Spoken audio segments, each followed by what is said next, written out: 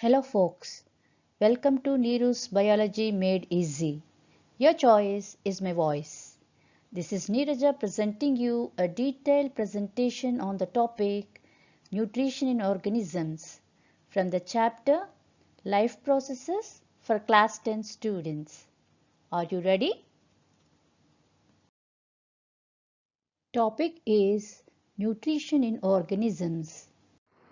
Guys, in this module, we are going to discuss on what is nutrition, its importance, and the different types of nutritional strategies followed in organisms such as autotrophic nutrition, heterotrophic nutrition, and the nutrition strategy that is followed in carnivorous plants. End of this video, we are going to throw light on the highlights of the topic as summary. Nutrition means intake of substances that provide energy to an organism, and then the substances which provide energy for an organism are called nutrients.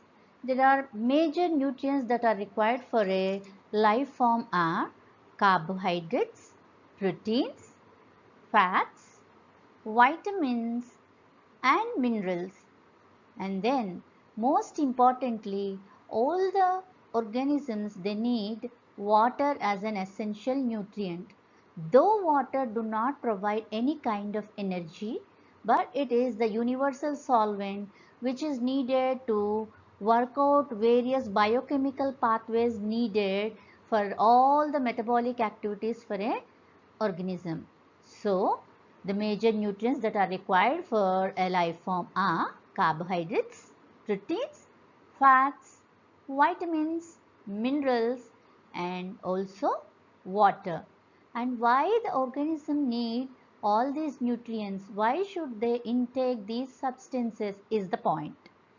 The reason is there is the significant role nutrients play in a life form, because nutrients provide energy for survival and nutrition help in bodybuilding, and then moreover it ensures tissue repair and maintenance of the body. Are all complex organic molecules like carbs, protein, fat, metabolism, synthesis of hormones, enzymes, all the vitals are done through nutrients.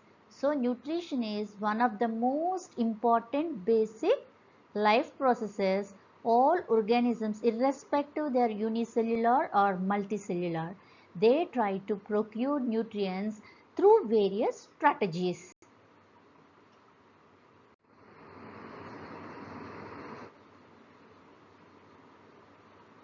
Let's see now what are the different types of nutritional strategies followed by different organisms. First type of nutritional strategy is autotrophic nutrition.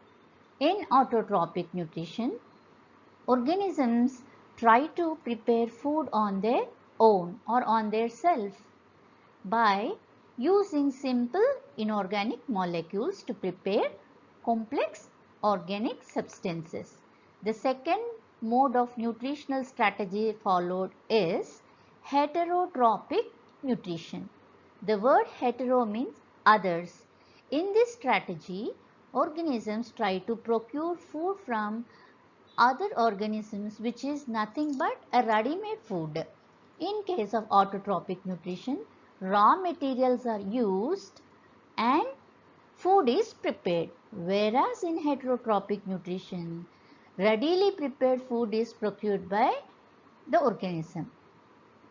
And most importantly, autotrophic nutrition is observed in all green plants and some photosynthetic bacteria, while heterotrophic nutrition is taken up by worms, human beings, arthropods like bugs, beetles, cockroaches, fungi, and then all protozoans like amoeba, paramecium. Moreover, bacteria also perform heterotrophic. Some kind of bacteria do perform heterotrophic nutrition. So broadly nutrition is classified into two types. Type 1 autotrophic nutrition, type 2 heterotrophic nutrition. All green plants come under autotrophic nutrition. Human beings and complex organisms, especially complex animals, they take up heterotrophic mode of nutrition. Let us see what is autotrophic nutrition is all about. Autotrophic nutrition, it's a mode of nutrition in which organisms prepare food just on their own by using simple inorganic molecules.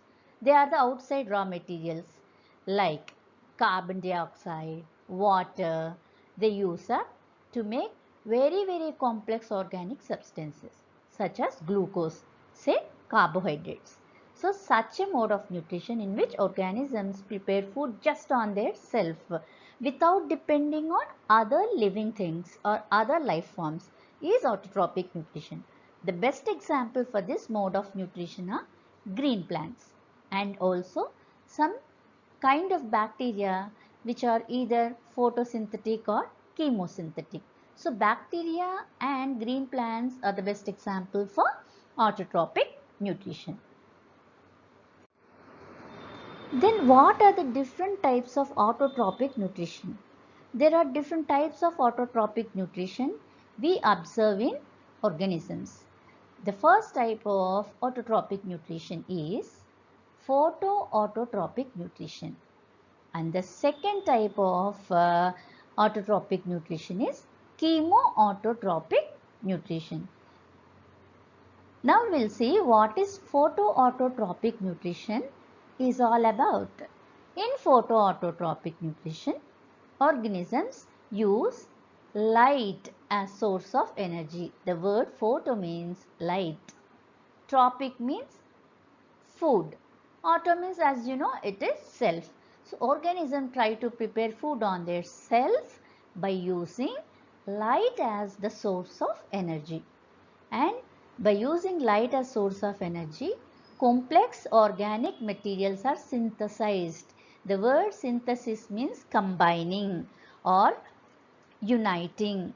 By using simple chemicals like carbon dioxide, water, or like chemicals like nitrogen, phosphorus, all such chemicals, if they are combined together to form complex, it is synthesis. If this synthesis program or this process, if it is happening by using light as source of energy, then we can call that kind of autotrophic nutrition as photoautotropic nutrition. And this is generally we call this very process as photosynthesis. Photo means light, synthesis means combining.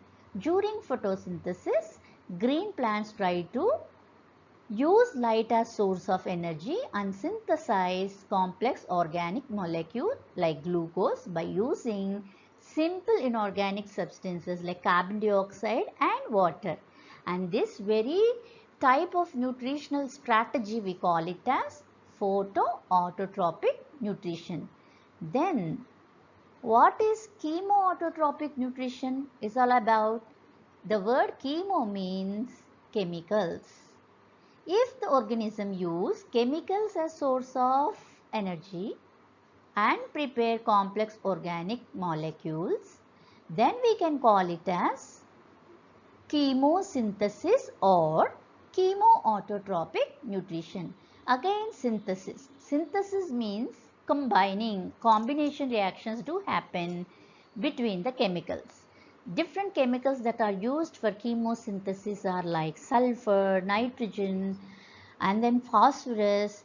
And you have learned in grade 9 about biogeochemical cycle. And these biogeochemical cycling help in mineral recycling. And this is because of special kind of bacteria like nitrogen fixing bacteria, phosphorus bacteria, purple sulfur bacteria. These kind of bacteria, what they do is they try to use the simple inorganic chemicals like phosphorus, sulfur, nitrogen, and so on, and finally they try to fix complex organic matter. and this kind of and they try to get food on their own.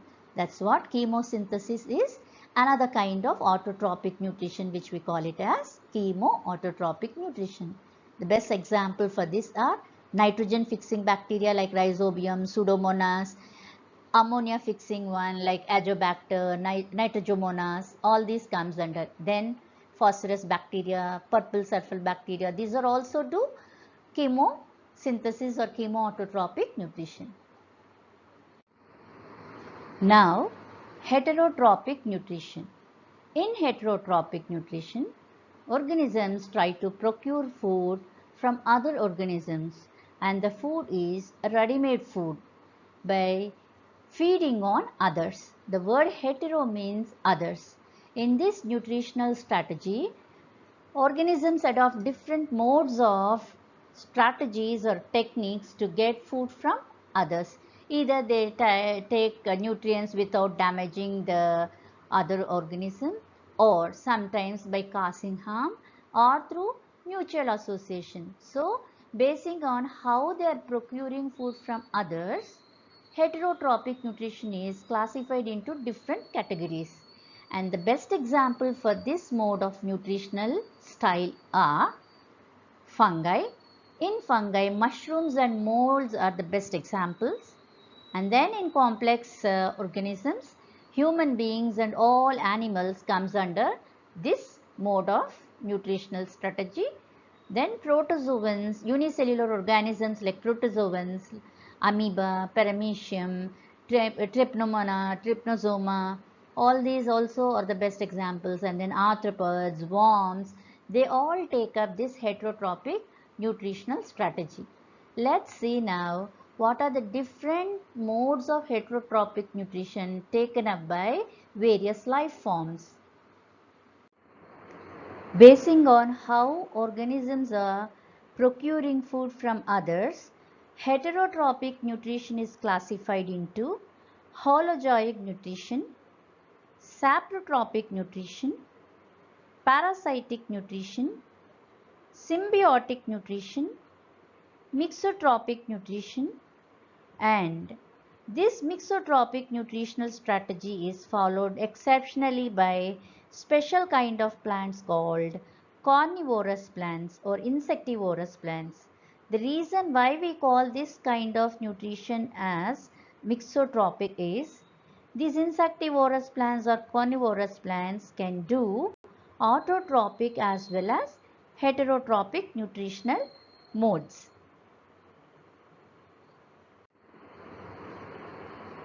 Saprotropic nutrition. Saprotropic nutrition is a mode of nutrition in which organisms try to feed on other organisms by decaying the food. They feed on the dead, decaying, rotten matter. In this type, organisms try to release powerful digestive enzymes on which they are feeding. So, the whole process of digestion occurs outside the body, and the digestive enzymes released by these organisms, they try to break the food material into very simple soluble forms. Then they take these simple soluble forms or substances into the body, which can be readily absorbed. And all the organisms that are performing saprotropic nutrition are called saprotrophs. And the word sapro means rotten. So by breaking the food, they rot the food, and they do one most important help to the environment. They are the natural cleansing program they do. They are the natural cleaning agents. That's what we call saprotrophs as scavengers. These saprotrophs do three main things. One, they add minerals to the soil by rotting the organic matter. So they are helping in mineral recycling. Second, they are cleaning the environment as scavengers. That is another important thing. And they are maintaining the best balance, ecological balance or best balance between the living and non-living forms. Living forms, they are adding minerals required for the plant growth and all. So plants are the basic and the food providers or the producers. So that way. Second thing, they are adding non-living chemicals, minerals, they are adding to the soil.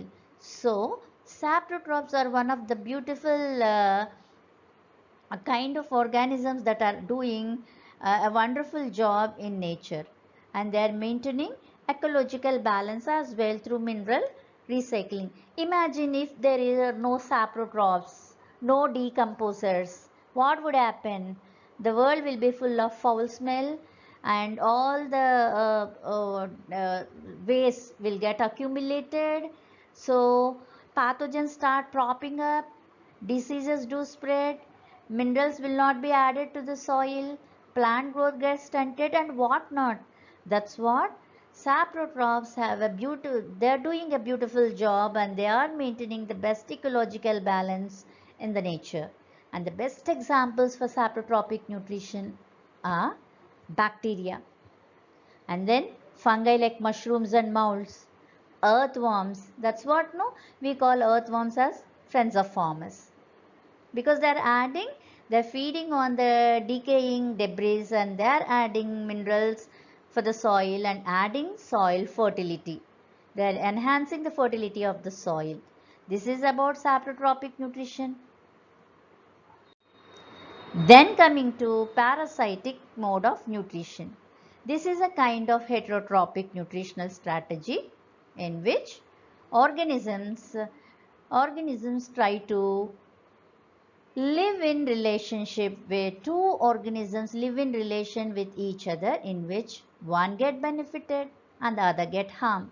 Such mutual association between two organisms where one is getting benefited called parasite and the other getting harm called the host, we call such a live-in relationship as parasitism or parasitic mode of nutrition. Parasite always derives nutrition from other organisms by causing harm. The harm may be the parasite may depend on other organism completely or partially. No matter, it causes harm without killing it most of the time.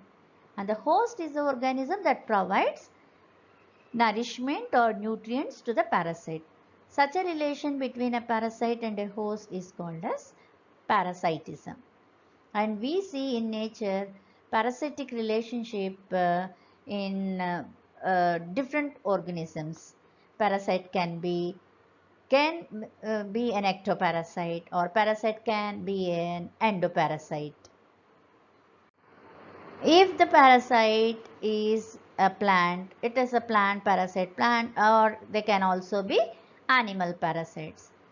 Parasites can be a complete parasite. That means if it is procuring or depending on the other life form completely for its nutritional requirement, it's a complete parasite. Suppose if it is depending only for particular kind of nutrients and all, then we call it as a partial parasite. And sometimes parasite may live upon the host body, then we call it as an ectoparasite. Or sometimes parasite may live within the host body, inside the host body, then we call them as endoparasites.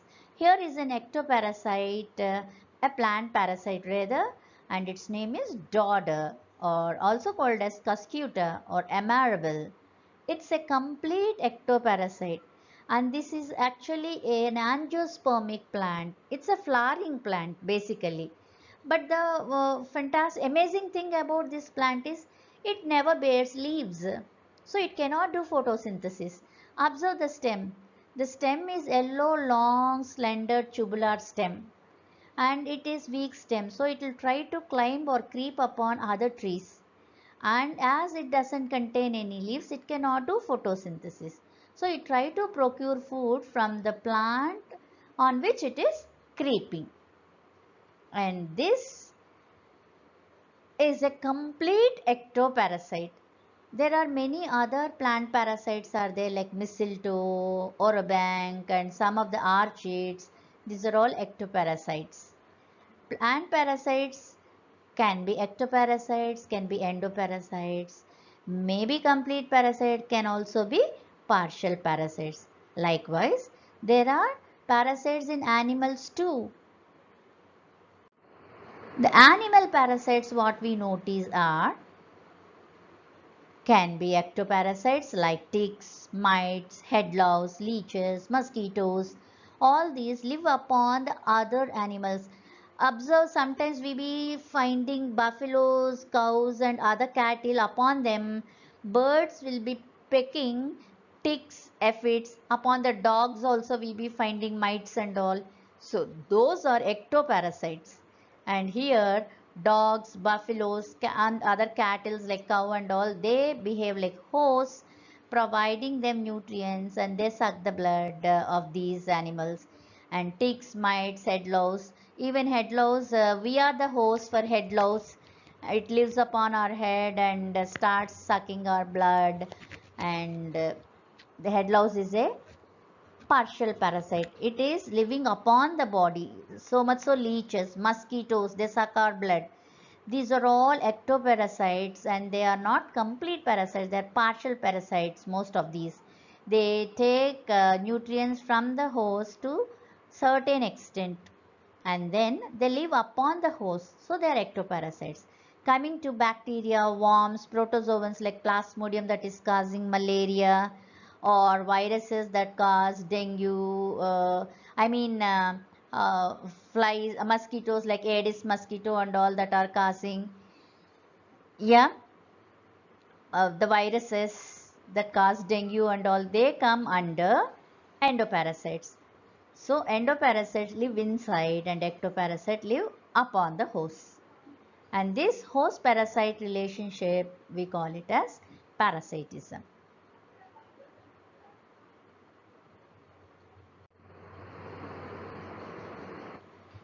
The next mode of heterotrophic nutrition is symbiosis or symbiotic relationship.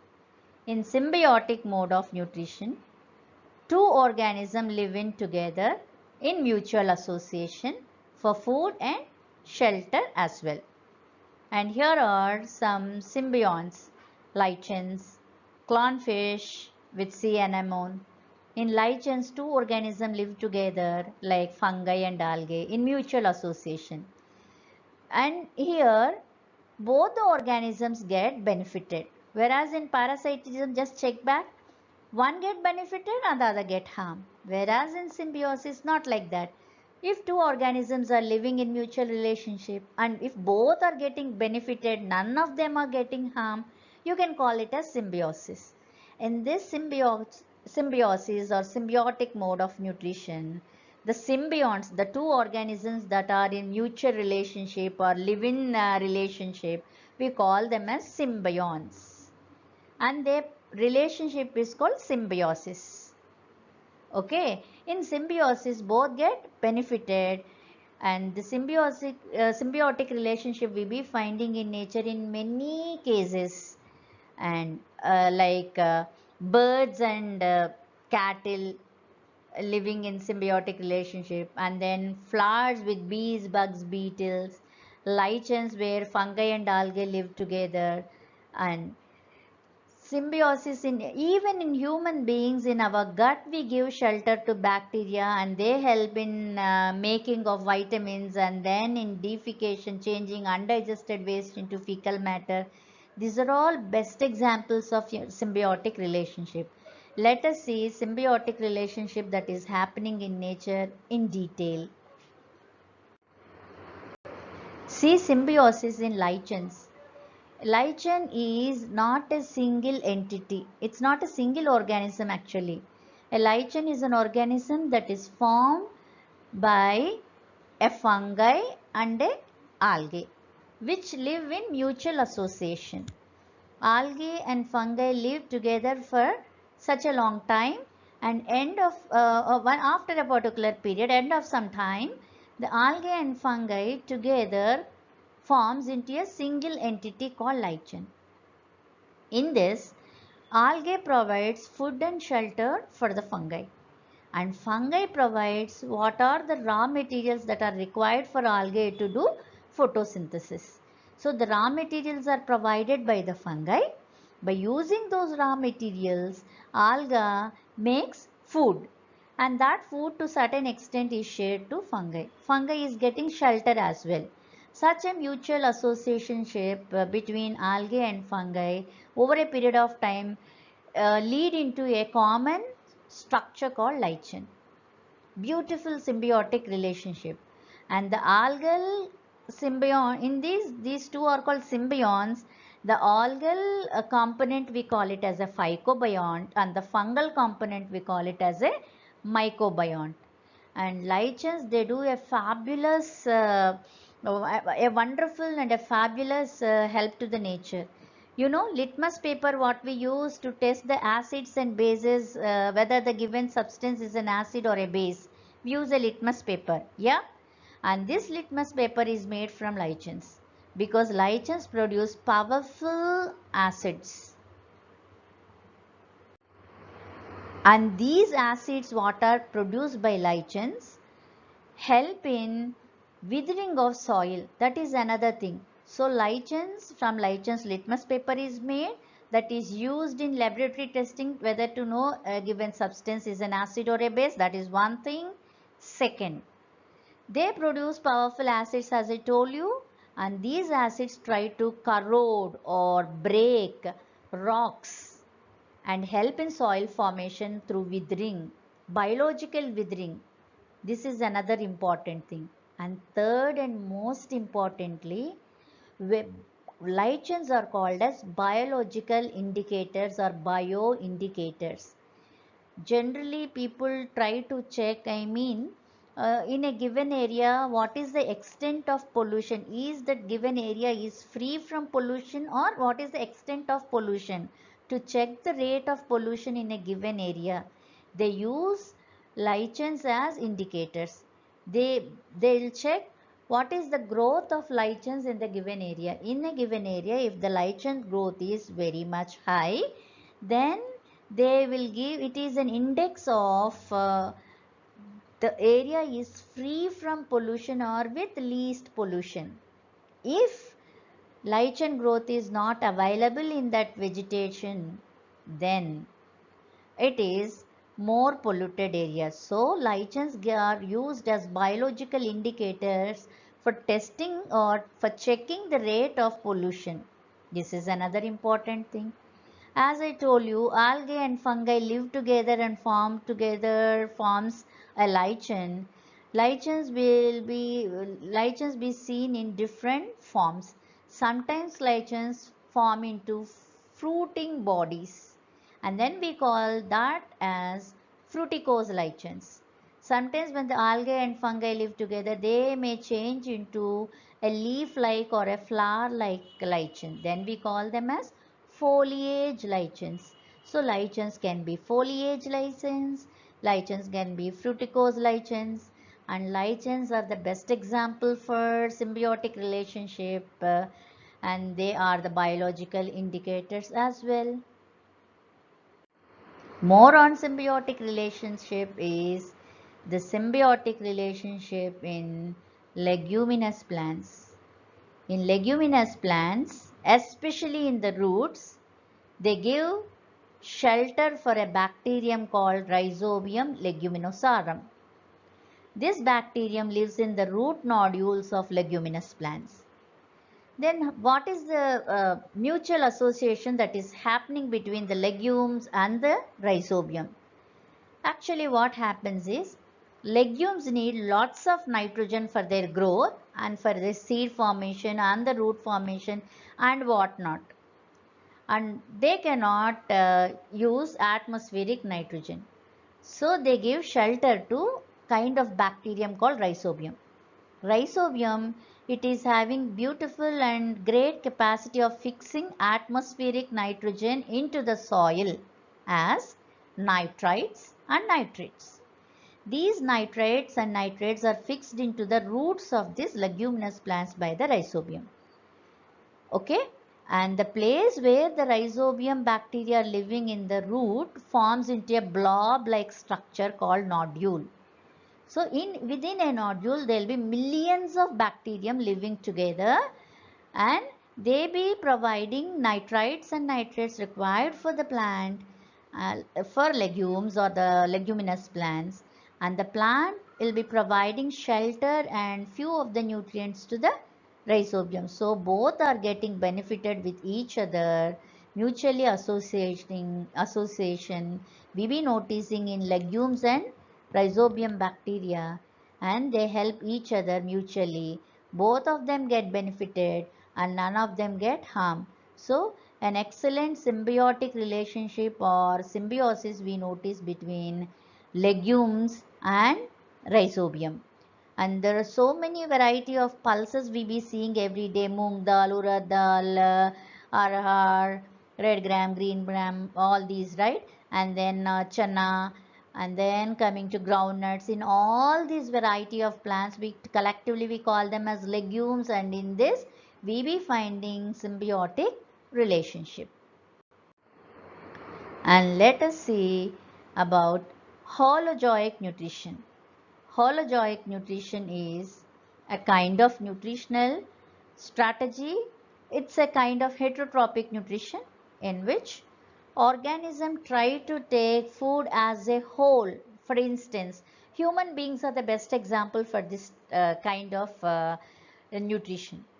How we take a piece of chicken is in hand, we take chicken as chicken only, not as a chili, not as curd. Its chemistry won't change.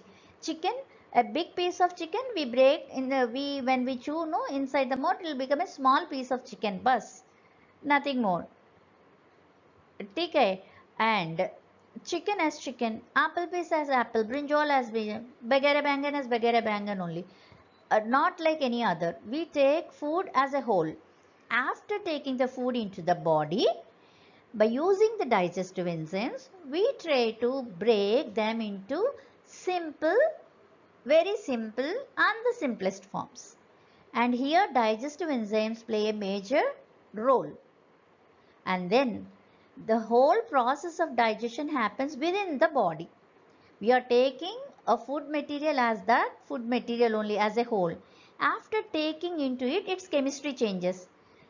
Its chemistry doesn't change outside the body, nor we are giving out any enzymes outside the body.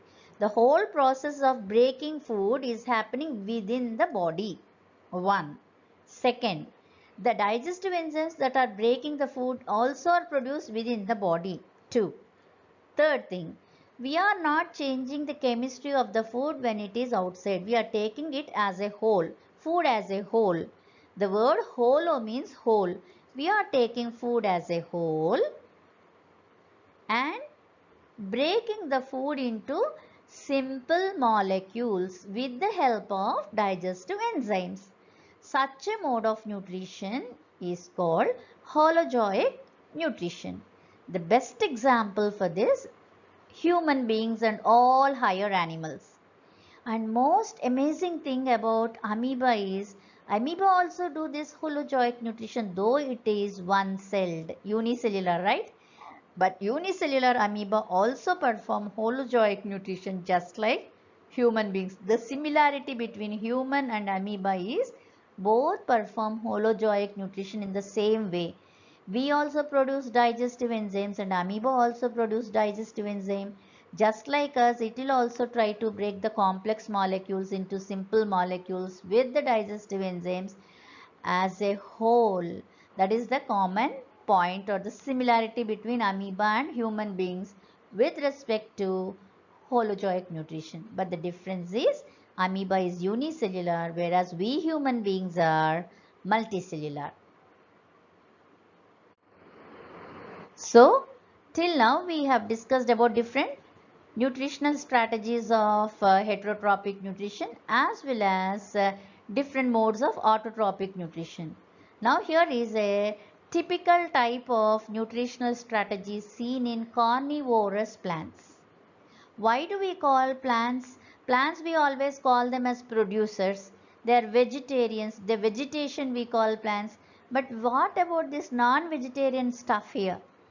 And why we call it as mixotrophic nutrition is the point. We call carnivorous plants because they feed on insects, animals. So they are carnivores. Because they are feeding on insects, we also call these carnivorous plants as insectivorous plants. And why we call the nutritional strategy in carnivorous plants or insectivorous plants as mixotropic nutrition? The reason is they show a mixture of autotropic as well as heterotropic nutrition. When do they perform autotropic nutrition and why do they perform heterotropic nutrition are the points. Let us see. Insectivorous plants, they are the plants that grow in the soil where nitrogen is deficient. They grow in nitrogen deficient soil. So, to fulfill their nitrogen requirement, they feed on insects. When they feed on insects, they meet their nitrogen requirement. But they won't get glucose by feeding on insects. So, to get their glucose, say carbs or starches, they have to do autotropic nutrition.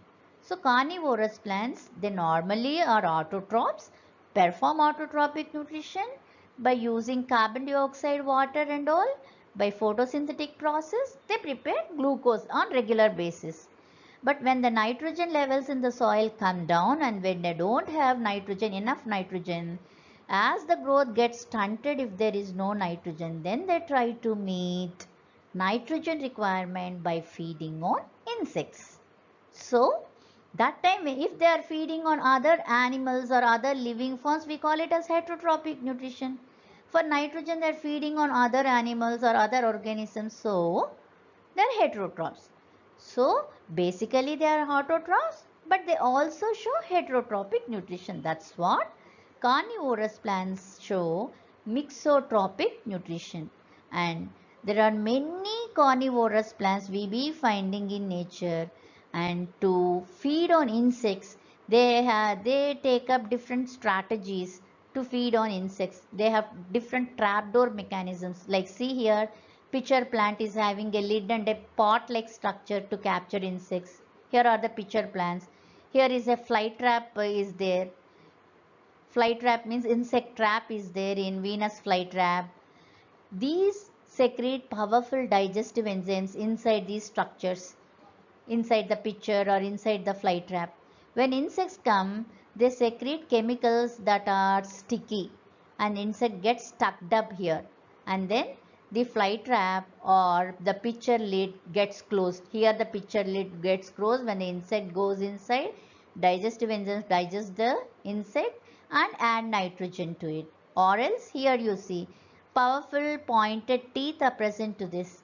The moment the insect reaches to this point, they secrete juices and then the trapdoor gets closed. Insect is held up inside, got digested by this fly trap, the digestive juices produced by the fly trap, and then the nutrients are added to the plant. So different type of strategies they follow, they take up so that they can capture insects. This is about carnivorous plants. A quick glance on the highlights of the topic. Nutrition means the intake of nutrients that provide energy. The major nutrients required are carbs, proteins, fats, vitamins and minerals. Broadly, nutrition types are classified into autotropic and heterotropic. In autotropic mode of nutrition, organisms can adopt either photosynthesis like green plants or chemosynthesis like most of the bacteria.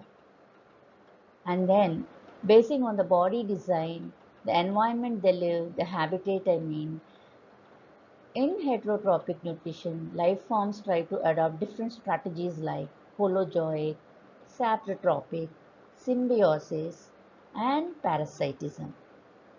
But there are special kind of unique plants called carnivorous plants or insectivorous plants. Basically, they take up autotropic nutrition as their nutritional style.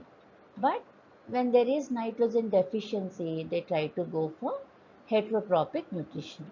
So these are unique category which can take up both autotropic and heterotropic nutrition as well. Such a mode of nutrition is called mixotropic nutrition. So From this, we can understand that nutrition is one of the most important basic life processes all organisms perform so that to obtain energy for their survival. Guys, if you like my video, please like, share and subscribe.